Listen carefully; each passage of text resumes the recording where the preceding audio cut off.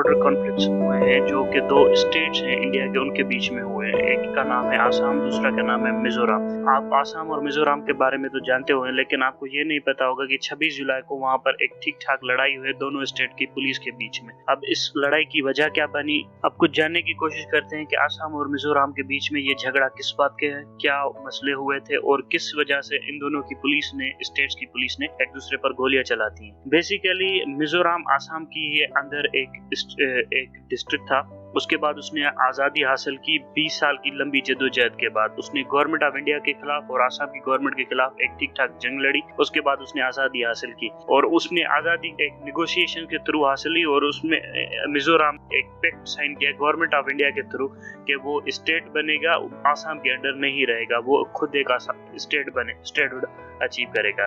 उसके बाद उसका स्टेटस डिस्ट्रिक्ट से बदलकर एक स्टेट की हैसियत में कर दिया गया। ये स्ट्रगल क्यों हुई थी उसकी आसाम के खिलाफ, क्योंकि 1960s के दौरान एक बहुत बड़ा फैमिन आया था जिसमें बहुत ज्यादा भूखमरी पैदा हो गई थी हिंदुस्तान इन स्टेट के अंदर, जिसकी वजह से काफी सारे लोग खाने पीने के मोहताज हो गए थे। जिसकी वजह से मिजो नेशनल फ्रंट की ने एक मिलिटेंट ऑर्गेनाइजेशन थी जिसने स्ट्रगल लड़ना शुरू कर दिया इंडियन गवर्नमेंट के खिलाफ। अब इन डिटेल में देखते हैं कि मिजोरम किस तरह का स्टेट है और आसाम किस तरह का स्टेट है। आसाम का बेसिकली कैपिटल है दिसपुर, कैपिटल है, डिस्ट्रिक्ट 34 हैं उसके पास और एरिया तकरीबन 78,000 स्क्वायर फुट के करीब है और पॉपुलेशन 31 मिलियन है। जीडीपी $52 बिलियन के करीब है और जिसमें सेकंड मोस्ट लार्जेस्ट पॉपुलेशन है वो मुस्लिम्स की है, वो 34% है और 61% हिंदूज है। लेकिन इसके कॉन्ट्रास्ट में अगर आप मिजोरम में देखें तो वहाँ उसका एरिया भी बहुत कम है, 21,000 स्क्वायर किलोमीटर और 1.1 मिलियन पॉपुलेशन और लेकिन वहाँ के जो ज्यादातर लोग हैं वो क्रिश्चियनिटी में बिलीव करते हैं। 87% ऑफ देम आर क्रिश्चियंस और इसी वजह से कि उनके बहुत ज्यादा क्लैशेस होते हैं आसाम के साथ। और इसमें ये भी नोट करना जरूरी है कि आसाम वो वाहिद इंडियन यूनियन टेरिटरी है जिसके सारे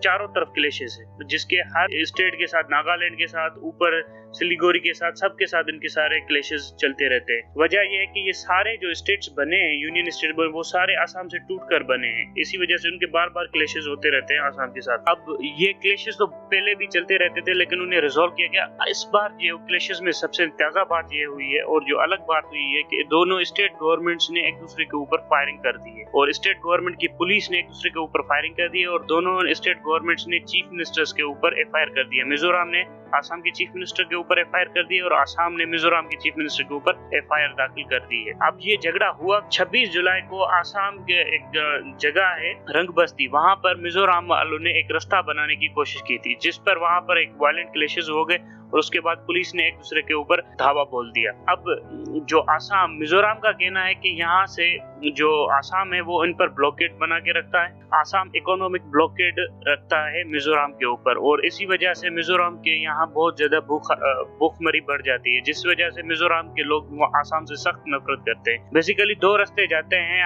मिजोरम की तरफ, वो दोनों आसाम से होते हुए जाते हैं और आसाम जब भी चाहे वहाँ पर इकोनॉमिक ब्लॉकेड इशू कर देता है। इस ब्लॉकेड की वजह से वहाँ पर लोगों को खाने पीने के लिए कुछ नहीं होता, खाना पीना बंद होता है, उनका रोजगार को नुकसान होता है, जिस वजह से वो लोग भागी हो जाते हैं और वो फिर गवर्नमेंट से लड़ पड़ते हैं, आसाम की गवर्नमेंट से। अब इस सारे के बीच में एक चीज नोट करने की बात यह है कि आसाम और मिजोरम दोनों में बीजेपी की गवर्नमेंट है, फिर भी दोनों आपस में लड़ रहे हैं। इसमें जो अमित शाह है, इंडिया का इंटीरियर मिनिस्टर, वो तकरीबन गया था यहाँ पर ताकि इस स्टेट के यूनियन टेरिटरीज के जो मसले हैं ये सारे रिजॉल्व करके आए, लेकिन वो नहीं कर सका और उसने कहा था कि आप मिल बैठकर बातचीत के साथ मसला हल कर दिए। लेकिन यहाँ पर तो मसला ये है कि ये एक दूसरे को मारने पर आ गए, तो ये मिल बैठकर कैसे काम करेंगे। और इसमें से ये भी पता चलता है कि ये बिल्कुल ही वेस्टर्न ईस्टर्न साइड है हिंदुस्तान की गवर्नमेंट कितना मिनिमम कंट्रोल एंजॉय करती है ईस्टर्न साइड के ऊपर और ये कितनी फ्रेजाइल और वीक और वनरेबल पॉइंट हो सकती है हिंदुस्तान गवर्नमेंट के लिए। यूनियन मिनिस्टर को भी वो ना कर देते हैं और